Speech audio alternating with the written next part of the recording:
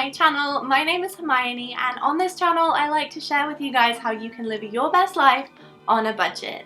Today's video is more organization focused and productivity focused because I want to share some tips with you guys today about how to set up and maintain a really productive workspace that works well for you. Maybe you work from home, maybe you're a student, but if you have a workspace in your house or in your office, hopefully some of these tips will help you a little bit. And today's video is very kindly sponsored by Skillshare, which is a platform that offers online learning. It's a service that I really love, so I'm really looking forward to showing you guys how I use it a little bit later on in the video. Oh hi, just popping in here really quickly to let you guys know that I've actually designed a free printable that you can get, and it's downloadable in the description box, and this gives you guys some prompts to help organize and declutter your workspace, so go check it out if you'd like it. So the first thing that I'm going to say is to set a schedule. If you work or study from home, you absolutely have to be on a schedule, otherwise your work day can start running into your work evening and your weekend and your private time. Setting a schedule and being really strict with yourself about doing so. Maybe you want to work 9 till 5, maybe you want to work 11 till 7, maybe you want to work 6 a.m. till 3 p.m. I don't know. It's up to you, but being on a schedule and doing that routine every single day will keep you motivated, and it will keep you on track and doing your work and less likely to start checking Facebook and reading books and having power naps, because those things are so easy to do. So unsurprisingly, I'm going to talk a little bit about organization because I love talking about organization. As you can see from my desk behind me, there's a lot going on. I like to call it organized chaos, but everything has a place. I've got a system, I know where everything is.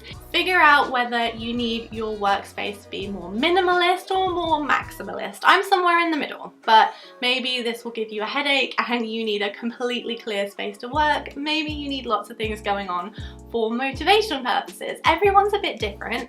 Figure out how you best work and rearrange your space to reflect that. But bringing us back to the original topic, that doesn't mean that you shouldn't be organized. You really need to have a good declutter of your space.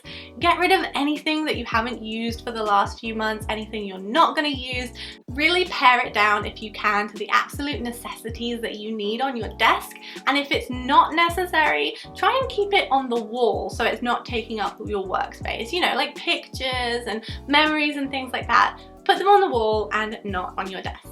Also, designating all of your bits and pieces to a specific space will help keep you organized and save you so much time. Next up, if you have the space to do so, create little zones in your workspace for different things. Like for example, I only really have a desk, but I also have my camera storage. So over there, I kind of relate it to cameras, and I've got my makeup for filming, and over here is my editing area, and downstairs is where I go and print things. If you have a whole office, you'll be able to do so much more. You can have a break area, a reading nook, loads of different things for different purposes. But this should definitely help you feel a lot more motivated, and it will help keep you moving around your space. Next up is lighting. Make sure that the lighting in your space is the best it can possibly be. I have my desk right next to a window, so I've got lots of natural light coming in. And did you know that workers who have natural light coming into their space on average sleep an extra 47 minutes per night?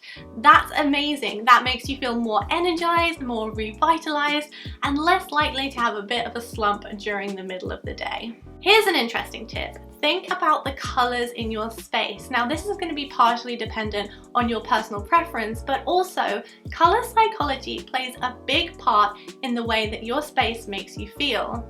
If you're thinking of giving your space a mini makeover, then think about maybe incorporating some blues and some aqua colors, because these are known to be calming and to evoke feelings of relaxation, which will help keep you that little bit more motivated and de-stressed. My next tip is about sound. Now, music has actually been proven to increase productivity, but it really depends on the type of music and the type of person that you are and what works for you. Some people do work best with no music, But if you do love a little bit of background music just for the ambiance, then I would recommend trying to find music without lyrics that's kind of relaxing. So things like instrumental music, classical music, nature sounds. These are great at a low level in the background and they won't get you as distracted as putting on your favorite song.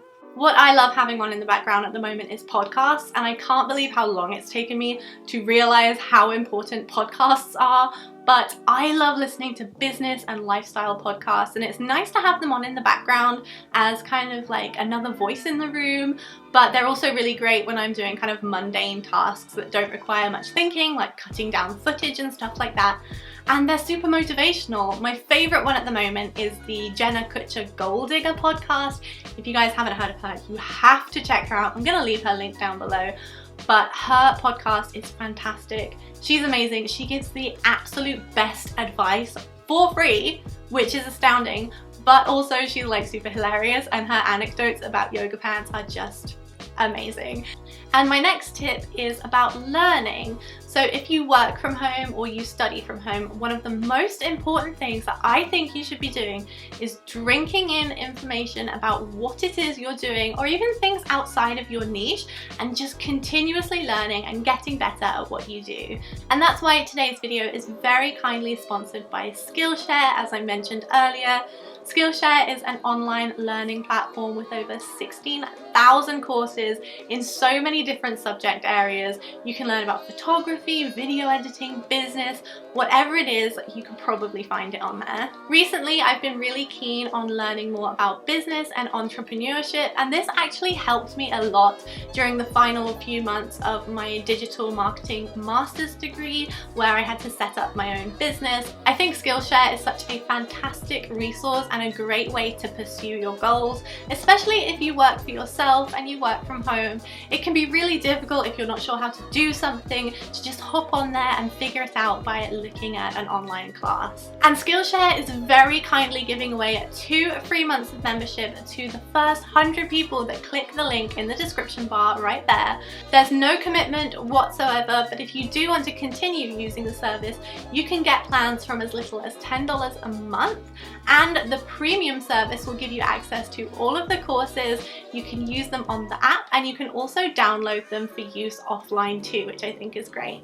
So those are all of my tips for today's video. I really hope they helped you out and got you a little bit inspired, maybe if you work or study from home. Let me know in the comments down below what your #1 tip is for your workspace. And if you did like this video, please let me know by giving it a thumbs up. That way I know to make more organizational videos and things like that. Thank you guys so much for watching. Stay organized, stay motivated, get inspired, and have a great week. See you next time. Bye.